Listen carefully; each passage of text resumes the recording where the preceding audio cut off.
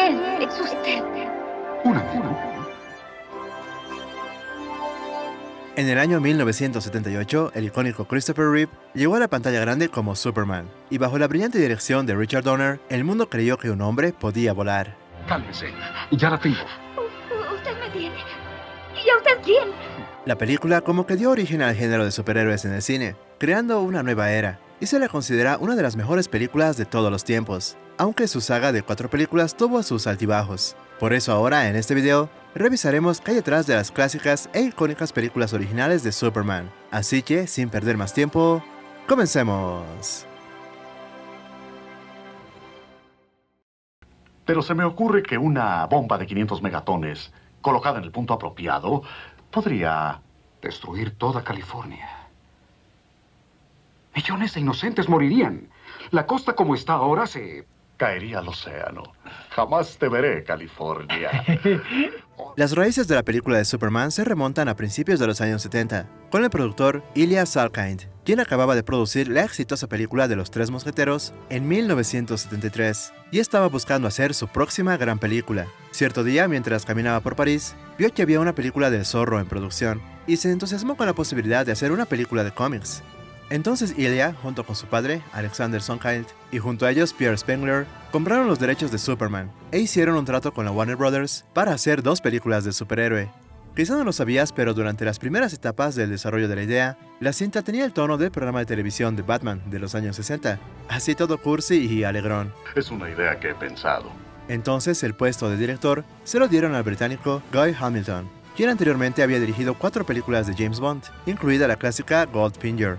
La película inicialmente se filmaría en Roma, con Marlon Brando como el padre de Superman, Jor-El. Sin embargo, esto creó un problema importante, pues Marlon tenía una orden de arresto en Italia, gracias a la controversia de su película El último tango en París. Al final, la producción se trasladó al Reino Unido, pero ahí también Guy Hamilton tenía problemas con impuestos, y solo podía pasar unos pocos días en el Reino Unido, antes de que le reiniciaran un proceso.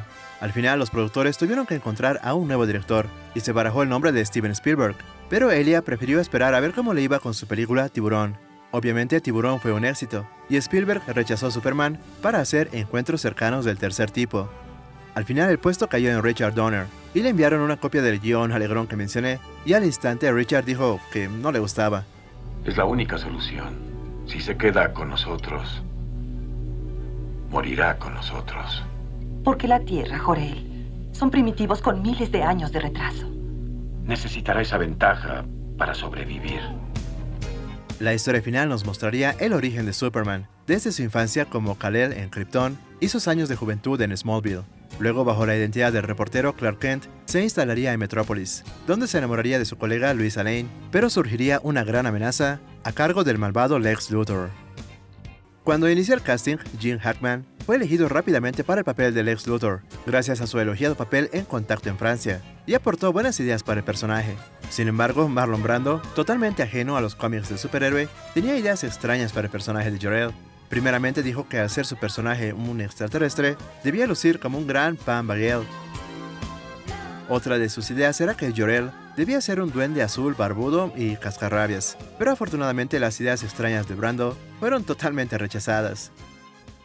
Ahora lo más importante era encontrar al actor ideal para hacer de Superman, y en su momento casi todos los grandes actores fueron considerados. Al final 2 opciones quedaron en la mesa, una era Paul Newman y el otro era Robert Redford. Pero en esta etapa un joven actor que se enteró de la producción mostró su interés en el proyecto, y ese era nada más y nada menos que Sylvester Stallone. Ah, caray. Los productores obviamente lo consideraron, pero como que no encajaba con la visión de Richard, y finalmente lo descartaron. Entonces, después de una larga búsqueda, el equipo decidió buscar a nuevos actores y elegir a un actor desconocido que probablemente no rechazaría el papel y se comprometería de corazón. Cierto día, un joven de 24 años llamado Christopher Reeve voló a Londres para hacer una audición para interpretar a Superman, y hasta ese entonces Christopher había trabajado principalmente en producciones de teatro. El actor realmente hizo una buena audición, pero la producción pensó que era demasiado joven y demasiado flaco para interpretar al Hombre de Acero.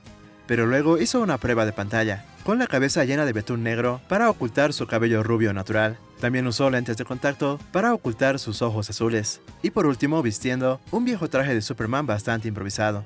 Al verlo así, Richard Donner dijo que Christopher realmente proyectaba integridad y nobleza, rasgos súper importantes en su visión del personaje. Pero bueno, esa pinta de buen tipo no quitaba que Christopher estaba flaco, por lo cual luego de obtener el papel, realizó una rutina de entrenamiento intensa, supervisado por el mismísimo Darth Vader, y estoy hablando de David Prowse. If it hadn't been Christopher Reeve, I truly believe we would never have had the success we had. Because I don't think there was an actor out there that I knew then or I know now that could have done what he did to bring that character to life. Ahora había que encontrar a la pareja de Superman, y varias actrices fueron consideradas, entre ellas Leslie Ann Warren. También la actriz Stockard Channing, quien ese mismo año interpretó a Rizzo en la película Grease, fue altamente considerada, pero al final fue Margot Kidder quien obtuvo el papel. Superman estaba originalmente prevista para estrenarse en 1977, pero la producción se retrasó debido a que se tuvieron que crear efectos y nuevas técnicas para hacer que Superman volara. El presupuesto entonces llegó hasta los $55 millones, lo que la convirtió en la película más cara de su época. Pero valió la pena, porque los efectos, tanto prácticos como de composición, han envejecido bastante bien. Estos retrasos e imprevistos hicieron que la relación entre los productores y el director se tornara bastante tensa. Además, entre el elenco, también hubo tensión, y supuestamente Christopher y Gene Hackman casi se agarran a puñetazos y fueron separados por Richard Donner.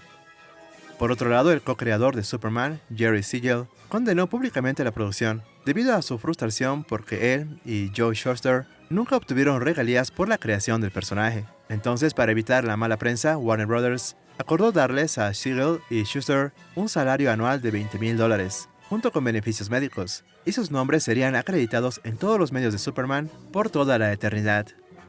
Pasando a temas más gratos, la música de la película fue compuesta por un joven John Williams, y la verdad uno no puede evitar emocionarse al escuchar.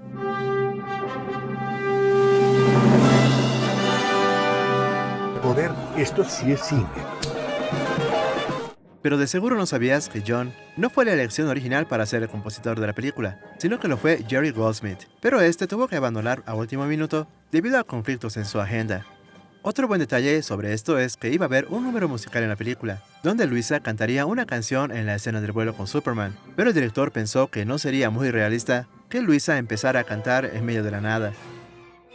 Luego de su estreno en diciembre del 78, la cinta recaudó más de $300 millones, lo que la convirtió en la película más rentable de ese año, y también sería nominada a 3 premios de la Academia y ganó un premio a mejores efectos visuales. Como sabemos, Superman, después de darse unos encontronazos con los malos y dándole alas a Luisa, esta empieza a sospechar por un momento que Clark y Superman son la misma persona, pero luego ella descarta esta idea. Entonces, tras salvar la costa oeste, Superman lleva a Luthor y a Otis a la prisión, y luego se aleja volando hacia nuevas aventuras, las cuales llegarían en 1980.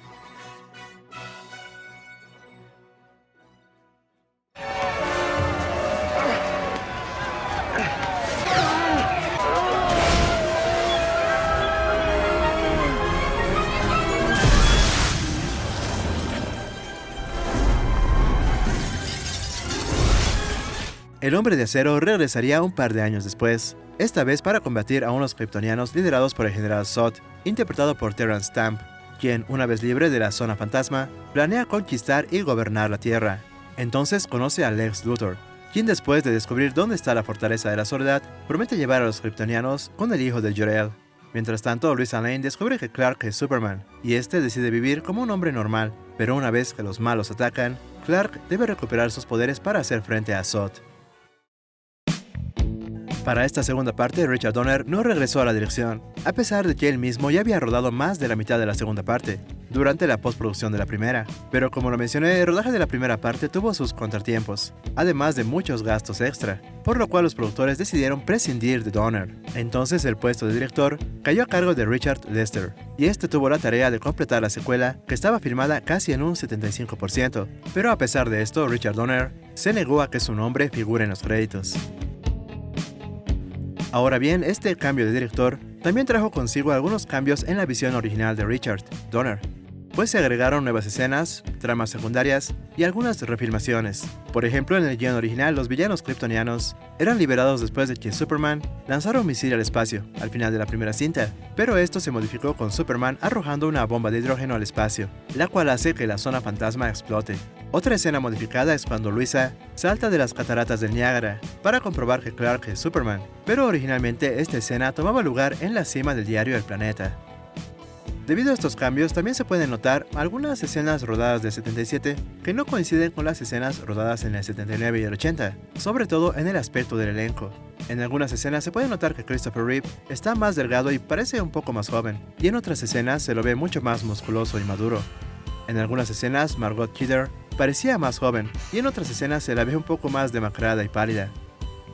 Y hablando de actores, Gene Hackman se negó a regresar para completar sus escenas después de que Donner fuera despedido, pero afortunadamente para la producción, la mayoría de sus escenas ya habían sido filmadas, y para algunas refilmaciones se utilizó a un doble de cuerpo y también a un imitador de su voz, lo cual molestó bastante al actor. Y terminando con lo de las modificaciones, en el final de la película de Superman 2, vemos a Clark besando a Luisa, lo que mágicamente le resetea la memoria a la damisela. Y bueno, este final fue muy criticado en su momento, pero el final original, en mi opinión, era bastante peor, porque para que Luisa olvide que Clark es Superman, este retrocedería el tiempo girando el mundo al revés, y al final pues todos los eventos de la película nunca ocurrirían. Ahora hablando del General Zod, pues este personaje es realmente memorable, y hasta el día de hoy hay chavorrucos que cuando están pasados de copa, repiten su icónica frase: Ven, hijo de Jor-El, arrodíllate ante Zod. Se sabe que el actor Terrence Stamp trataba a sus secuaces, interpretados por Sarah Douglas y Jack O'Halloran, como si fuera un verdadero general, dentro y fuera de cámara, hasta el punto que un día, por poco tuvo un altercado con Jack, solamente porque este llegó tarde al set. Con el pasar de los años, cuando todo el escándalo de la producción de la segunda parte salió a la luz, muchos fans de Richard Donner pidieron el lanzamiento de su corte de la película. Esta petición tomó mucho más fuerza en línea, en el año 2006, por lo cual la Warner Brothers contactó a Richard para ayudar a trabajar en su corte de la película, y este tuvo acceso a los archivos secretos de la Warner, y pudo finalmente completar su visión original. Obviamente no al 100%, pero es lo más cercano que se pudo. Si bien la venta de este DVD especial tuvo mucho éxito, la verdad es que se siente como una película incompleta, pero da una idea a los cientos de fanáticos de cómo habría sido su visión de Superman 2. Lamentablemente el director fallecería en 2021, a la edad de 91 años. Y bueno, como lo dije, esta segunda parte termina con los villanos siendo vencidos en la fortaleza. Lex Luthor es encarcelado nuevamente y Luisa olvida que Clark es Superman. Y ahora sí, nuestro héroe puede vivir una vida normal, pero manteniendo consigo sus poderes. La cinta, con su presupuesto de $54 millones, recaudó un total de algo así como de 190 millones, dando así fin a sus aventuras, solamente hasta su extraño regreso en Superman 3.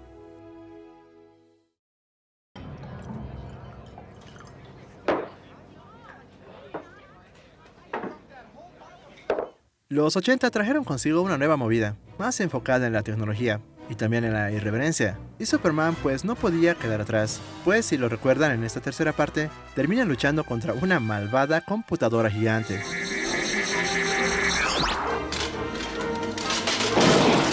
Esta tercera parte llegó en un momento en que las terceras partes en una película no eran realmente especiales, y bajo la completa dirección de Richard Lester, esta es, hasta el momento, la entrega más estrafalaria de Superman. La historia nos cuenta que Gus Gorman, interpretado por Richard Pryor, es un genio informático sin suerte, a quien, después de robar los fondos perdidos para la compañía para la que trabaja, es contratado por el sórdido empresario Ross Webster para usar sus habilidades informáticas para controlar el clima y así poder manejar a su antojo el mercado mundial de café y petróleo. Pero una vez que Superman llega al rescate, Ross usa a Gus para crear una especie de kriptonita que no lo mata ni lo debilita, pero lo convierte en una versión sórdida y vulgar de Superman. Así es.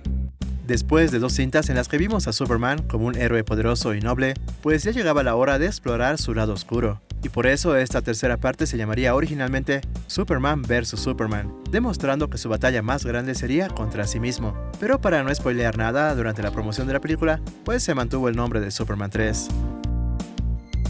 Lo que de seguro no sabías es que originalmente se barajó la idea de que Superman, estando en el lado oscuro, solo podría ser combatido y frenado por la que sería Supergirl. Esto porque los productores tenían los derechos cinematográficos de todos los personajes del universo de Superman, y una de las más queridas entre los fans era su prima, Supergirl.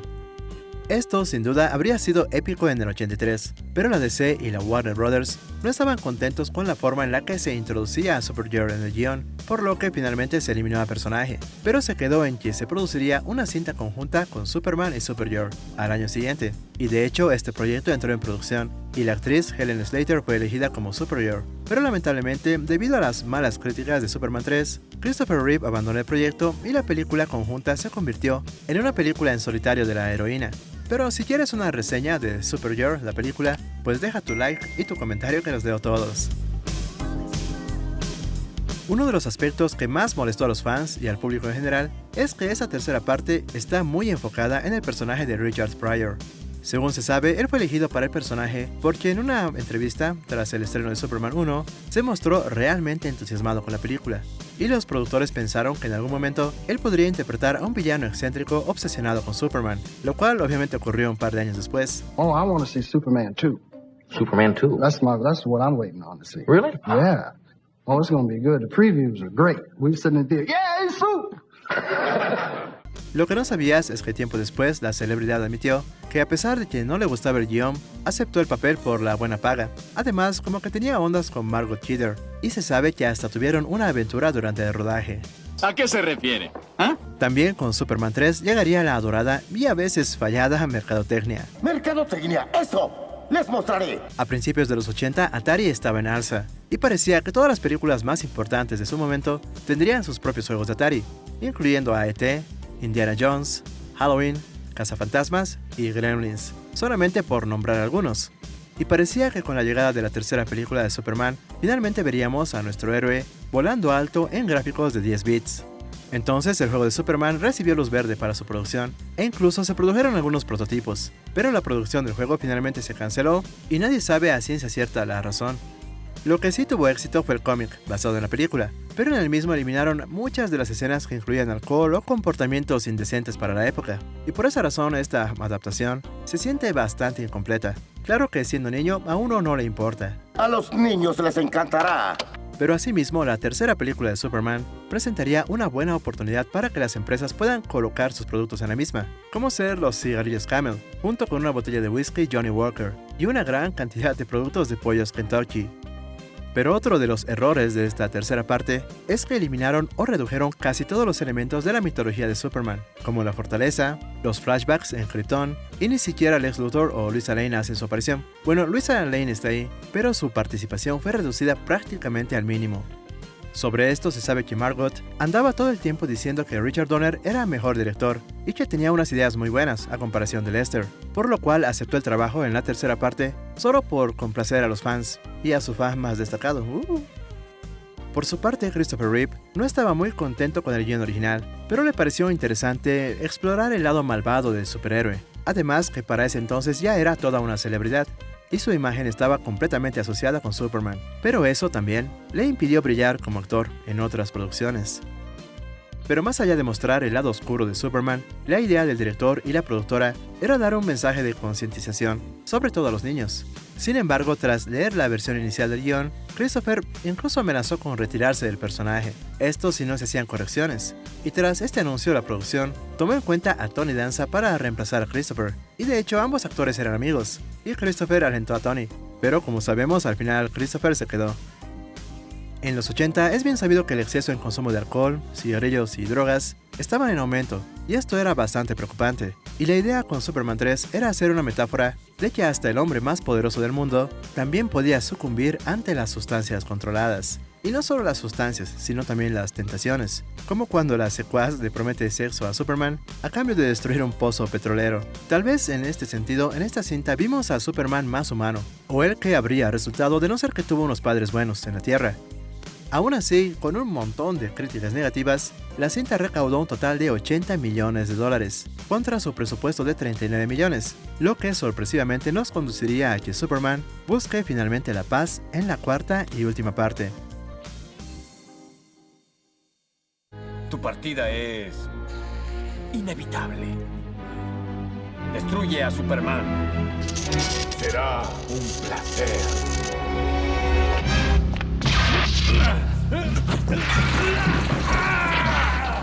Después de la pobre acogida de Superman 3 y el poco éxito del spin-off de Supergirl, los productores decidieron vender su idea para la cuarta parte a Cannon Group, una compañía independiente que en los 80 había alcanzado éxito al producir cintas de bajo presupuesto. En esta ocasión, el Hombre de Acero se enfrenta a una nueva amenaza, la cual es la proliferación de armas nucleares, y la creciente tensión mundial, por lo que decide tomar medidas para evitar una catástrofe nuclear. Superman entonces propone deshacerse de todas las armas nucleares del mundo, lanzándolas al espacio exterior. Sin embargo, Lex Luthor y su sobrino se enteran del plan y aprovechan la situación para crear, utilizando el ADN de Superman, un nuevo villano llamado el Hombre Nuclear. En todo el medio de esta batalla, Superman también lucha con sus propias dudas y dilemas morales, pues no sabe si su intervención en asuntos mundiales es realmente beneficiosa. A pesar del casi fracaso de la tercera parte, las ideas para una cuarta película tomaron fuerza después de que Cannon Group contactara a Christopher Reeve, quien como todo buen tipo aceptó, siempre y cuando él, esta vez, pueda aportar sus ideas a la película. Con Christopher casi a la cabeza del equipo, también regresaron Gene Hackman y también Margot Kidder. Cannon, en su afán de revitalizar la franquicia, volviendo a sus orígenes, le ofreció la dirección a Richard Donner, pero este lamentablemente rechazó la oferta porque estaba trabajando en Arma Mortal. Otros directores a quienes se habló del proyecto fueron Paul Verhoeven y también Wes Craven, pero quien acabó haciéndose con la silla de director fue Sidney J. Furie. Cannon entonces recibió de la Warner Brothers la suma de $35 millones para la producción. De ese monto, Cannon solo usó la mitad, y la otra mitad la destinaron a sacar adelante otros proyectos, pues la productora estaba pasando por una época de vacas flacas, y bueno, pues había que estirar el dinero. Este recorte de presupuesto hizo que el equipo de efectos visuales, que había trabajado en las películas anteriores, abandonaran esta cuarta parte, y el encargado de liderar los efectos visuales en esta ocasión fue Harrison Ellenshaw, quien hizo lo que pudo con lo que tuvo. Este mal gasto de presupuesto también llevó a que la cinta tenga incoherencias en la trama, ya que el rodaje en algunas escenas se quedó prácticamente a medias por falta de dinero, lo que llevó a que la cinta al final tenga una duración de nada más 90 minutos, incluyendo los créditos, lo que la hace la más corta de toda la saga. Pero para el elenco tampoco fue fácil lidiar con pocos recursos. Incluso se sabe que Margot Kidder y Christopher Reeve no se llevaron nada bien durante el rodaje, ya que según Margot, el ego de Reeve estaba bastante inflado, solamente porque coescribió la historia. Y bueno, al final de la película, tras varios combates, Superman provoca un eclipse que bloquea el sol, y por ende la energía del hombre nuclear pues se agota. Entonces captura a Luthor y a su sobrino, y la paz vuelve a reinar en el mundo y también en Superman. I'm actually having the most fun on this film of all of them. And if we get it right, which I think we're doing, this will be the best of the Superman movies. And that's not just a pep talk, I think it really will be. Lamentablemente la cinta recibió principalmente críticas negativas, pero afortunadamente logró recuperar su presupuesto, y marcaría el punto final de las aventuras de Christopher Reeve como Superman, admitiendo, tiempo después, que Superman 4 fue una catástrofe de principio a fin, además de un gran golpe para su carrera, pues mejor.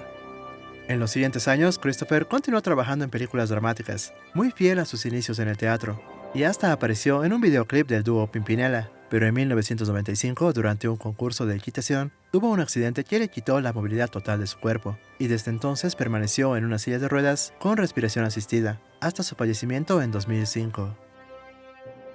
Con el pasar del tiempo, los fanáticos de Superman han escogido a Reeve como el mejor Superman de todos los tiempos, pues combinó el sentido del humor, la timidez e ingenuidad de Clark con los valores de humanidad y justicia de Superman, de una forma bastante honesta.